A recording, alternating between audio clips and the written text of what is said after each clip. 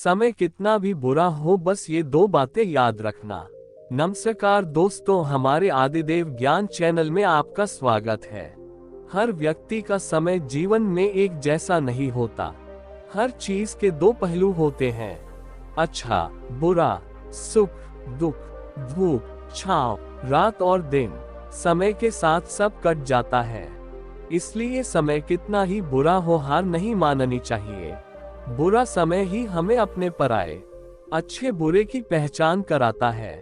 किसी का आज बुरा वक्त है तो कल अच्छा वक्त आएगा ही, ये प्रकृति का नियम है। इसलिए बुरे वक्त समय को स्वीकार करना चाहिए और सही समय का इंतजार करना चाहिए। समय कितना भी बुरा हो, बस ये दो बातें याद रखिए। तो चलिए इस वीडियो के माध्यम से कहानी को सुनते हैं और समझते हैं। एक बार एक बहुत ही दुखी व्यक्ति एक महात्मा के पास आकर कहता है, मैं अपने जीवन से बहुत दुखी हूँ। मैं अपनी बीवी, बच्चों और अपने परिवार को भी खुश नहीं रख सकता। मैं अपने लिए भी कुछ नहीं कर पा रहा। कभी कभी तो मुझे अपनी जिंदगी को खत्म कर देने के भी ख्याल आते हैं। आप इतनी साधनाएं करते हैं, इतनी तपस्या करते हैं, क्या आप मुझे कोई ऐसा मार्ग बता सकते हैं जिससे मैं अपने बुरे वक्त से बाहर आ सकूं? मेरा बहुत बुरा समय चल रहा है। 2 वक्त की रोटी का इंतजाम करना भी मेरे लिए बहुत मुश्किल हो गया है। अब आप ही बताइए कि ऐसे वक्त में मैं जिंदा रहूं तो कैसे रहूं? कैसे अपने परिवार को खुश रहूं? कृपया करके कोई साधारण सा तरीका बताने की अनुकंपा करें ताकि मैं आसानी से समझ सकूं, क्योंकि मैं बहुत पढ़ा लिखा नहीं हूं। अगर आप बड़ी बड़ी ज्ञान की बातें करेंगे तो शायद मैं कभी समझ भी नहीं पाऊंगा। पे सुनकर महात्मा ने मुस्कुराते हुए कहा कि तुम एक काम कर सकते हो। मेरा उसने सामने की तरफ इशारा करते हुए कहा कि उस ऊंची पहाड़ी पर एक मंदिर है और उस मंदिर के पास चींटियां का एक घर है जहां पर हजारों चींटियां रहती है। तुम्हें सुनने में बड़ा अजीब लगेगा, लेकिन वो चींटियां उस मंदिर की जमीन को खराब कर देती है।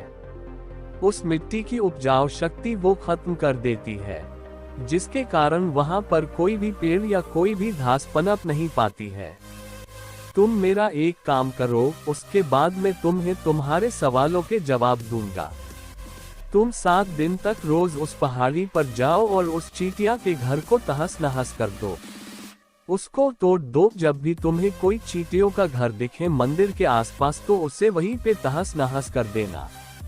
लेकिन याद रहे, घर को तोड़ने में कोई भी चींटी मरने नहीं चाहिए। इस बात को समझने का प्रयास करते हुए वो युवक वहां से चला गया। शायद उसको कुछ समझ में नहीं आया था कि महात्मा जी ऐसा क्यों करवा रहे हैं। वो तो उन चिड़ियों पर अन्याय कर रहे हैं, उनका घर तोड़वा रहे हैं, उन्हें नुकसान पहुंचा रहे हैं। आखिर कौन महात्मा ऐसा करेगा? लेकिन फिर भी उस महात्मा की बात मानते हुए वो अगले दिन से ही पहाड़ी पर जाना शुरू कर देता है। जब वो पहले दिन पहाड़ी पर पहुंचता है तो देखता है कि बहुत सारी चींटियां अपना खाना जुटाने में लगी हुई है। सारी चींटियां कतार से चल रही थी और अनाज के छोटे छोटे कण उठाकर अपने घर में जमा करती जा रही थी। ये देखकर पहले तो उस युवक का मन कमजोर पड़ गया। उसने सोचा कि ये इतनी मेहनत करके अपना घर भर रही है और मैं इनके घर को तबाह कर दूंगा तो इनको कितना बुरा लगेगा। लेकिन फिर उसने उस महात्मा की बात याद करते हुए उस घर को तोड़ना शुरू कर दिया। जल्द ही चींटियों में हाहाकार मच गया।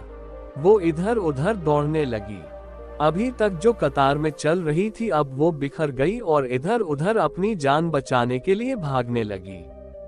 थोड़ी देर में घर टूट गया और सारी चींटियां इधर उधर छुपने के लिए भाग चुकी थी। ये करने के बाद वो युवक दुखी मन से वापस अपने घर पर लौट आया। उसका मन परेशान था, दुखी था, पश्चाताप से भरा हुआ था। फिर उसने अपने बिस्तर में रात में लेटे लेटे ही सोचा कि अब तो उन चींटियों का घर तबाह हो चुका है। अब वह वापस जाने से क्या प्रयोजन है? अब क्या फायदा होगा? क्योंकि चींटियों का घर तहस नहस करने के लिए महात्मा जी ने कहा था। जो मैं कर चुका हूँ। लेकिन फिर कुछ सोचकर अगले दिन उसने फिर से जाने का निश्चय किया। और अगले दिन सुबह सुबह उठकर वो वापस उसी पहाड़ी पर पहुंच जाता है। पहाड़ी पर पहुंचकर वो उसी जगह पर पहुंचता है जहां पिछले सुबह उसने उस घर को तहस नहस कर दिया था। लेकिन वो ये देखकर चौंक जाता है कि उन चींटियों ने फिर से अपना घर उसी जगह पर बना लिया था। और अब वो फिर से अपने घर के लिए सामान इकट्ठा करने में जुटी हुई थी। उस आदमी को देखकर लगा कि ये चींटियां कितनी मूर्ख है। इनको पता है कि कल ही इनका घर इसी जगह पर तबाह किया गया है और उसी जगह पर उन्होंने अपना नया घर भी बना लिया। और ये सोचकर वो आदमी हंसने को हुआ। लेकिन फिर से महात्मा की बात याद करते हुए उसने उन चींटियों का घर फिर से तबाह करना शुरू कर दिया। फिर से उन चींटियों में हलचल मच गई और थोड़ी देर में वो चींटियां इधर उधर अपनी जान बचाने के लिए भागने लगी। कुछ ही देर में उनका घर फिर से नष्ट हो गया और वो युवक थोड़ा संतोष के भाव से कि इस बार तो मैंने अच्छी तरह से उस घर को तबाह कर दिया है। अब तो वो चिड़िया यहाँ पर अपना घर बना ही नहीं पाएगी। इसीलिए जाने से पहले उसने उस घर पर ठंडा पानी भी डाल दिया ताकि चींटियां वहां पर अपना घर न बना सके। और इस तरह अपना कर्म पूरा करके वो युवक फिर से अपने घर लौट आया। आज रात में सोते वक्त फिर से वो इंसान यही सोच रहा था कि क्या महात्मा ये सही काम करवा रहे हैं। क्या किसी का घर तबाह करना किसी सिद्ध पुरुष को शोभा देता है? क्या हो अगर वो महात्मा सिद्ध पुरुष हो ही ना? क्या होगा अगर वो मुझे बेवकूफ बना रहे हों? लेकिन फिर उसने निश्चय किया कि मैं अपने काम को पहले पूरा कर लेता हूँ, उसके बाद ही पता चलेगा कि महात्मा मुझसे ऐसा क्यों करवा रहे थे। और यही सोचकर वो रात में सो जाता है। अगले दिन सुबह उठकर वो फिर से उसी पहाड़ी की ओर निकल जाता है। पहाड़ी पर पहुंचकर वो उसी जगह पर पहुंचता है जहां पर उसने उनके घर को तबाह कर दिया था। और वो ये देखकर खुश हो जाता है कि वहां पर कोई भी घर नहीं था। सारी चींटियां वहां से भाग चुकी थी। अब उसने सोचा कि अब मेरा रोज रोज आने का क्या प्रयोजन, क्योंकि चींटियां तो अपना घर बदल चुकी है और महात्मा जी ने मुझे 7वें दिन आने के लिए कहा था। लेकिन आज तो तीसरा ही दिन है, अब बाकी 4 दिन वापस आने का क्या प्रयोजन। और यही सोचकर उसने निश्चय किया कि यहाँ से वो सीधा उसी महात्मा के पास जाएगा और उनको ये सारी खबर बता देगा।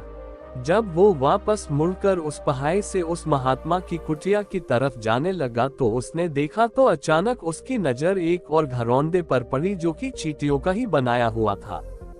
मतलब कि वो घरौंदा चींटियों ने ही बनाया था और अब वो चींटियां नए घर में वास कर चुकी थी। ये नया घर उनके पुराने घर से थोड़ी ही दूरी पर था और जब उसी युवक की नजर उस घरौंदे पर पड़ी तो उसने सोचा कि शायद महात्मा को पता था कि ये चींटियां अपना घर यहाँ से बदलकर किसी दूसरी जगह घर बना लेगी। इसीलिए उन्होंने मुझे 7वें दिन आने के लिए कहा था। और ये विचार करके वो उसका नया घर भी तोड़ने के लिए पहुंच जाता है। जब वो वहां पहुंचा तो चींटियां उसी तरह अपने कार्य में लगी हुई थी। वो अपने लिए खाना इकट्ठा कर रही थी और अपने घर में जमा करती जा रही थी जो पुराना घर टूटा था। वहां भी अनाज के कारण बचे हुए थे और चींटियां वहां से भी अनाज इकट्ठा कर करके वापस अपने नए घर में ला रही थी। अब यहाँ पर फिर से युवक का मन थोड़ा कमजोर पड़ गया, क्योंकि वो खुद भी कमजोर था, खुद भी वक्त का मारा हुआ था। इसीलिए उसके मन में उन चींटियों के प्रति दया का भाव उमड़ रहा था। उनके ऊपर उसे दया आ रही थी।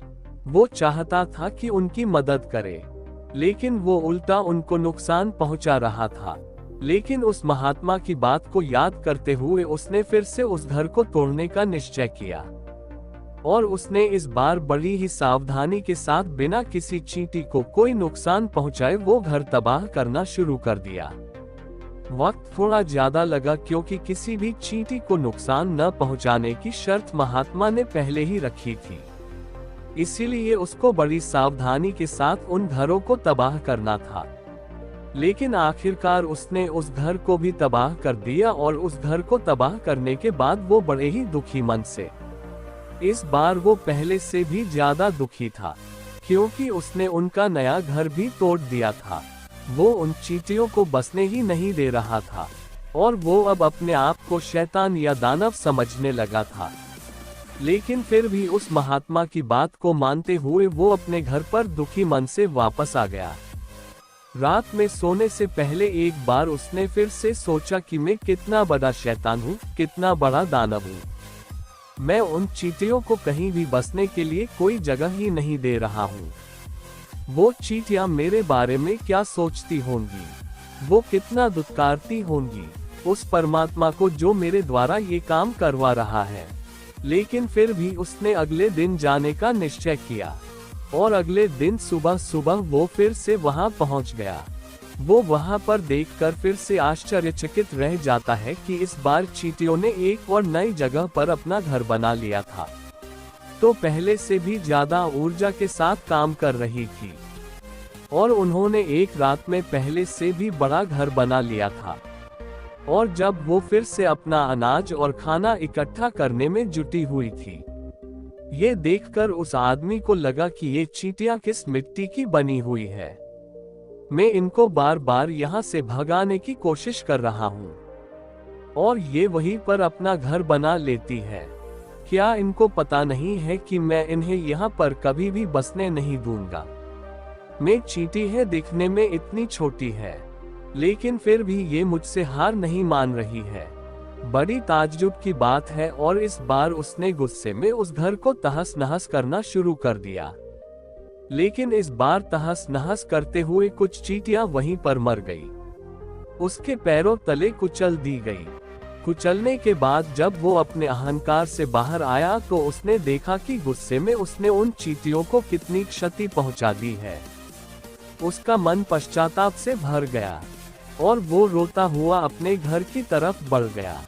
रात में सोते वक्त उसने सोचा कि मैं उन चींटियों पर बहुत ज्यादा अत्याचार कर रहा हूँ, अब इससे ज्यादा अत्याचार मैं नहीं कर पाऊंगा। और यही सोचकर वो अगले दिन उन चींटियों के लिए अपने घर से थोड़ा आटा लेकर उसी पहाड़ी पर पहुंच जाता है। आज उसके मन में उन चींटियों के प्रति श्रद्धा का भाव था, दया का भाव था। आज वो उनकी मदद करना चाहता था, और जब वो वहां पर पहुंचा तो चींटियां फिर से अपने नए घर को बनाने में जुटी हुई थी। उसने बड़ी ही करुणा के साथ उन चींटियों की अपना लाया हुआ आटा खिलाया, और अगले 3 दिनों तक वो ऐसा ही करता रहा। वो रोज सुबह जाता और उन चींटियों को अपने हाथों से आटा खिलाता। 7 दिन के बाद वो युवक उस महात्मा के पास पहुंचकर हाथ जोड़कर बोलता है कि हे महात्मा जी, मुझे माफ कर देना। मैंने उन चींटियों का घर तबाह करने के लिए बहुत कोशिश की। मैंने उनका घर तबाह किया भी, एक बार नहीं 4 बार मैंने उनका घर तोड़ा। उसके बाद मैं हिम्मत नहीं कर पाया, उनके घर को नहीं तोड़ पाया। मैं समझ सकता हूँ कि मैंने आपका काम पूरा नहीं किया, और इसके बदले आप मुझे वो तरीके भी नहीं बताएंगे जो कि मुझे मेरे बुरे समय से बाहर निकाल सकते हैं। लेकिन मुझे इसका कोई खेद नहीं है। मुझे लगता है कि मैंने जो किया वो सही किया, इसीलिए मैं आपसे आज्ञा लेकर वापस जा रहा हूँ। कृपया मुझे वापस अपने घर जाने की आज्ञा दीजिए। ये सुनकर महात्मा ने मुस्कुराते हुए कहा कि अरे बेटा, कहाँ चल दिए? रुको तो सही, जलपान तो कर लो, थोड़ी देर ठहर जाओ, उसके बाद चले जाना। और ये कहकर वो महात्मा उस युवक के लिए पानी लेकर आते हैं। पानी पिलाने के बाद महात्मा उस युवक से पूछते हैं कि तुम मुझे ये बताओ कि आखिर तुम उन चींटियों का घर तबाह क्यों नहीं कर सके? वो चींटियां तो छोटी छोटी है और तुम इतने विशालकाय हो, फिर भी तुम उन छोटी छोटी चींटियों का घर तबाह नहीं कर पाए। कहाँ है तुम्हारी शक्ति, तुम्हारा बाहुबल? इसका जवाब देते हुए उस युवक ने कहा कि हे महात्मा, मैंने उन चींटियों का घर तबाह कर दिया था, बार बार किया था। एक बार तो अपने गुस्से में उन चींटियों को भी मैंने हानि पहुंचा दी थी। लेकिन जिस दिन मैंने उनको हानि पहुंचाई, उसी दिन मेरे को लगा कि मैं इनको क्यों हानि पहुंचा रहा हूँ, क्यों इनको इतनी तकलीफ दे रहा हूँ। और उसी दिन से मैंने उनको क्षति पहुंचाने की बजाय, नुकसान पहुंचाने की बजाय उनकी सहायता करनी शुरू कर दी। ये सुनकर उस महात्मा ने कहा कि यही तो सीखने की बात है। एक छोटी सी चींटी हमें जीवन का संदेश दे जाती है। मैंने तुम्हें उन चींटियों का घर तबाह करने के लिए नहीं भेजा था, मैंने तुम्हें भेजा था ताकि तुम उन चींटियों से कुछ सीख ले सको। तुम्हें क्या सीख मिली उन चींटियों से, क्या मुझे बता सकते हो? ये सुनकर उस युवक ने पूरी कहानी बयां कर दी। पूरी कहानी सुनने के बाद महात्मा ने मुस्कुराते हुए कहा कि बेटा, पहली सीख जो इन चींटियों से लेने की थी वो ये थी कि तुमने कितनी ही बार उनके घर को तोड़ने की कोशिश की, कितनी ही बार प्रयास किया कि उनका घर तबाह हो जाए, लेकिन वो हर बार अपना नया घर बना लेती थी। उन्होंने कभी भी हार नहीं मानी। अगर वो हार मान लेती तो वो चींटियां तुम्हें वहां पर नहीं मिलती। जीवन कार्यशीलता का नाम है, कर्मशीलता का नाम है, लेकिन हम मनुष्य एक दो बार हार मिलने पर ही टूट जाते हैं, हताश हो जाते हैं और फिर जीवन में प्रयास ही नहीं करते। और कुछ लोग तो अपनी जिंदगी को खत्म करने पर उतारू हो जाते हैं। लेकिन जानवरों में तुमने एक बात देखी होगी कि वो अपना जीवन खुद से, स्वयं से कभी खत्म कर ही नहीं सकते हैं।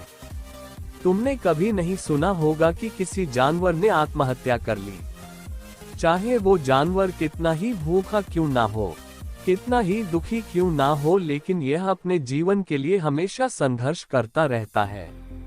लेकिन वहीं पर दूसरी तरफ हम मनुष्य एक दो बार हताशा होने पर ही अपना जीवन खत्म कर लेते हैं। जीवन तो कर्मशीलता है, कर्म करने का नाम है जीवन, और मृत्यु आखिरी विश्राम है, परम विश्राम है। इसीलिए मृत्यु से पहले कर्म करना कभी मत छोड़ना, क्योंकि मृत्यु के बाद तो तुम परम विश्राम में चले ही जाओगे। तो उससे पहले कर्म करना क्यों छोड़ रहे हो, क्यों हताश हो रहे हो? अगर तुम्हारा एक घर टूट गया है तो दूसरा घर बनाने का प्रयास करो, कोशिश करो, और कोशिश करने वालों की कभी हार नहीं होती। ये तुम उन चींटियों से देख चुके हो। देखने में तुमसे कितनी छोटी है वो चींटियां और तुम इतने बड़े हो, लेकिन उनका मन तुम्हारे मन से इतना बड़ा है, इतना विशाल है, इतना दृढ़ संकल्प ही है कि इतनी बार घर टूटने पर भी उन चींटियों ने कभी हार नहीं मानी। दूसरी सीख यहाँ से लेने की थी वो ये थी कि जब भी हमारे ऊपर बुरा समय आता है, हमें लगता है कि ये समय कभी नहीं जाएगा, ये समय मेरे जीवन को बर्बाद कर देगा, मुझे कभी नहीं जीने देगा, और अपने इन्हीं ख्यालों से, अपने इन्हीं विचारों से, जिनका असलियत में कोई भी अस्तित्व नहीं है, वो सिर्फ विचार है, और वही विचार हमारे मन को दुखी कर देते हैं, और इसीलिए हम प्रयास करना भी छोड़ देते हैं। लेकिन तुम खुद सोचो कि बार बार प्रकृति हमें क्षति पहुंचाएगी, नुकसान पहुंचाएगी, लेकिन कब तक पहुंचाएगी? अगर हम बार बार फिर से उठ के फिर से नया प्रयास करते रहेंगे तो प्रकृति भी हमारे सामने घुटने टेक देगी, और वो भी एक दिन हमारे ऊपर दयावान हो जाएगी, कृपालु हो जाएगी, और वो हमें सब कुछ देने लगेगी जिसकी हमने कभी कामना की थी। तुमने खुद देखा कि तुम उन चींटियों को तबाह करने के लिए पहुंचे थे, लेकिन बाद में तुम ही उन चींटियों को अनाज और आटा देने लगे, तुम ही उन पर कृपालु हो गए। क्यों हुए? क्योंकि तुमने देखा कि वो चींटियां हार ही नहीं मान रही है। इसी तरह अगर तुम भी अपने जीवन में कभी हार नहीं मानोगे तो एक ना एक दिन ये प्रकृति तुम्हें वो सब कुछ देगी जो तुम अपने जीवन में पाना चाहते थे। इसीलिए दो सीख याद रखना, कर्मशीलता कार्य करते जाना, और दूसरा कि एक ना एक दिन प्रकृति तुम्हारी उस कर्म का परिणाम तुम्हें जरूर देगी। अगर कहानी अच्छी लगे तो वीडियो चैनल को प्लीज लाइक, कमेंट, शेयर और सब्सक्राइब कर दीजिएगा दोस्तों। धन्यवाद दोस्तों।